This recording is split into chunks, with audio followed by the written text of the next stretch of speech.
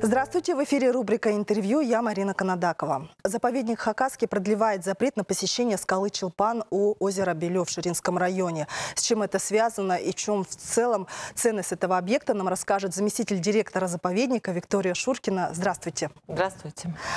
Получается, 1 года недостаточно для того, чтобы флора вот на этой скале она могла восстановиться? Мы проводили в течение всего прошлого года мы проводили экологический мониторинг, регулярный экологический мониторинг, который показал, что действительно, хотя наметились положительные тенденции в зарастании тропиночной сети, но пока мы считаем, что все-таки 1 года мало.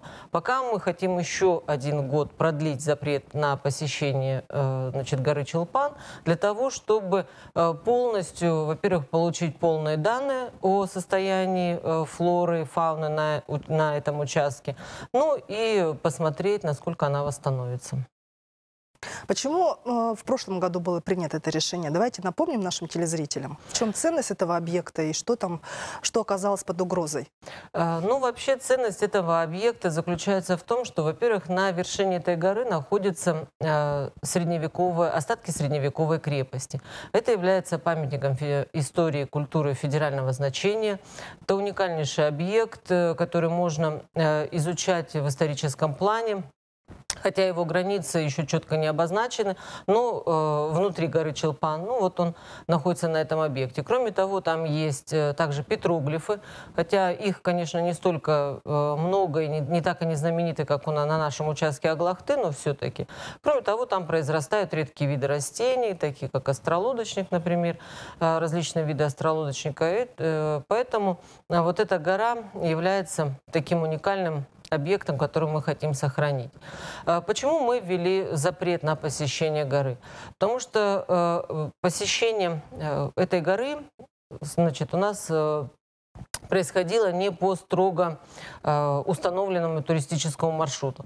Каждый туристический маршрут на любом участке заповедника, он утверждается на научно-техническом совете, четко прорисовывается, делается паспорт этого маршрута. К сожалению, туристы не соблюдали этот маршрут. Проследить за каждым из туристов практически невозможно, представить каждому на экскурсовода тоже невозможно. И тропиночная сеть на этом участке очень была развита. Вытаптывались участки, разрушалась крепость. В месте, где организовано такое импровизированное жертвоприношение, ложат очень много мусора. Это могут быть заколки, резинки от волос, это могут быть различные бумажки, деньги, остатки конфет, печенье, всего чего угодно. То есть замусоривание определенных участков еще наблюдалось. Поэтому мы пришли к такому выводу, что необходимо все-таки строго ограничить посещение и дать восстановиться участку. Все-таки это участок заповедника.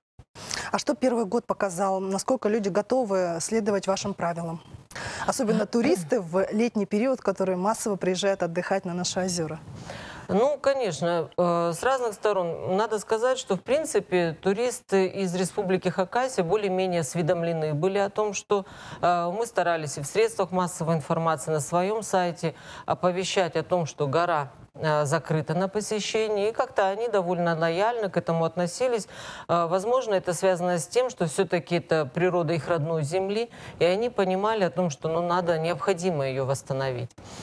Туристы из соседних регионов относились по-разному. Некоторые с пониманием, некоторые, конечно, негативно, считая, что они приехали за много километров и во что бы то ни стало хотят на нее подняться. Но нарушений много было? Было достаточное количество нарушений. Госинспектора отдела охраны, отдела оперативного реагирования постоянно осуществляют надзор на этой территории. У нас в летний период стоит КПП у подножия горы Чулпан, что тоже облегчает охрану территории. Но все-таки нарушения все равно встречались. Но КПП заповедника стоит же только в самый пик летнего турсезона, да? А как же в остальное время года? В остальное время года это рейдовая охрана, то есть выезды, объезды территории и патрулирование на этой территории. А людям интересно увидеть вот эти краснокнижные растения, которые есть на этой скале, или увидеть древние наскальные рисунки, или вот что им интересно, что их туда манит? Большую часть туристов, как это ни странно, манит не краснокнижные виды растений и не остатки средневековой крепости, и даже не петроглифы, а красивые виды со скалы. Это и возможность сделать красивые фотографии, и селфи на фоне двух плесов Белё. То есть это, конечно же, в основном идут за фотографиями туда.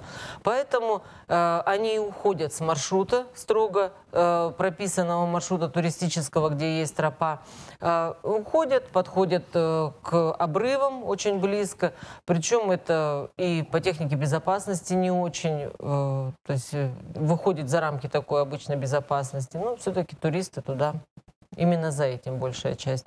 Но мы даже старались проводить социологический опрос среди тех, кто проживает в нашем туристическом комплексе «Скалки». Значит, 80% примерно туристов, которые проживали у нас на территории нашего, вполне положительно отнеслись к тому, что гору Чулпан мы закрыли. То есть они это осознанно понимали, что, ну да, есть вот такие вот ограничения, но с ними приходится мириться, ну и надо подыскать другие виды для фотографии, ничего в этом страшного нет, что через год-два это можно будет сделать. Но вот учитывая такой вот повышенный интерес, да, к этой скале, и действительно у людей есть желание подняться, вот, увидеть эти красивые бесподобные виды, вы как-то это учитываете вот в дальнейших планах по развитию этого объекта? Да, мы тоже это стараемся учесть. У нас есть план, пока он в стадии разработки, мы его только начали разрабатывать, продумаем, проектируем. Мы планируем при наличии финансирования, конечно, сделать тропу, туристическую тропу на гору Чулпан. Для того, чтобы снизить как раз нагрузку на почвенно-травянистый покров, уменьшить эту нагрузку, где-то вообще ее минимизировать, создать возможность и туристам посмотреть красоты, да, и посмотреть уникальные объекты, находящиеся на горе, ну и сохранить в целостности уникальный участок заповедника Хакасский. Особенно в тех местах, возможно, это будет в виде лестницы или какой-то тропиночной сети такой. Может быть, это будет только в самых эрозионно опасных, самых вытаптываемых местах. То есть пока проект прорабатывается, но действительно у нас такие планы есть. Ну да, потому что, видимо, у вас вот есть тропа, но людям это не интересно, они идут своими тропами. Собственно, вот в этом есть такой конфликт. Да, ну, во-первых, они идут своими тропами, может, кто-то где-то выбирает себе удобнее. Раз четко ограниченной нет на местности, то есть туристы понимают это так, что, ну, я могу подняться и где-то в другом месте этой горы. То есть там же несколько подъемов. А если будет четко ограниченная, построенная, допустим, лестница или трап, или еще что-то, как это будет выглядеть, то тогда другого варианта у них не будет. А когда можно ожидать реализации ваших планов? Ну, давайте мы пока о сроках говорить не будем. То есть это, может быть, это в ближайшее время, может, чуть больше нам на это времени потребуется. У нас очень много планов к реализации, поэтому... Хорошо, пока оставим за кадром, да? А возможно ли, что и по итогам вот этого года, 2020-го, вы примете решение о продлении запрета? Вполне возможно, такой тоже вариант может быть. Но не будем смотреть негативную сторону. Возможно, что 2 года восстановления будет. И, во-первых, это не только позволит восстановиться почвенно-травянистому покрову, но и как-то приучит туристов к правильности, к тому, что необходимо соблюдать определенные правила, ходить по строго определенному маршруту, и тогда никто не будет прибегать к таким крайним мерам. Ну, получается, на этом объекте вы учитесь как бы сопрягать вот свои цели и задачи по охране природы и в то же время учитывать и потребности туристов, да? Это да, вот то есть здесь... экологический туризм, он входит в одну из целей заповедника. То есть мы стараемся развивать экологический туризм, но не надо забывать и о том, что немаловажную роль мы отводим охране территории, научным исследованиям. Поэтому...